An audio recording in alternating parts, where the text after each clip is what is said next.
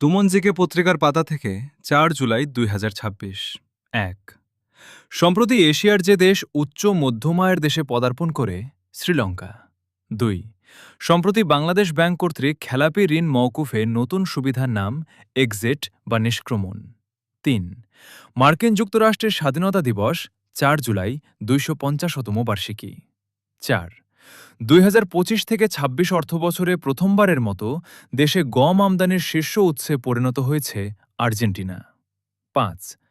পেট্রোবাংলার তথ্যমতে দেশে উৎপাদনে থাকা গ্যাস ক্ষেত্রের সংখ্যা বর্তমানে ২০টি। ৬। ইউআরএপি ওয়ার্ল্ড র্যাঙ্কিং ২০২৫ থেকে ২৬-এ বাংলাদেশের বেসরকারি বিশ্ববিদ্যালয়গুলোর মধ্যে প্রথম স্থান পেয়েছে ড্যাফোডিল ইন্টারন্যাশনাল ইউনিভার্সিটি। ৭। ন্যাটোর বর্তমান সদস্য দেশ ৩২টি। ৮। বাংলার ইতিহাস ও ঐতিহ্যের গৌরব ঢাকায় মসলিন তৈরির মূল উপাদান ফুটিকার্পাস। ৯।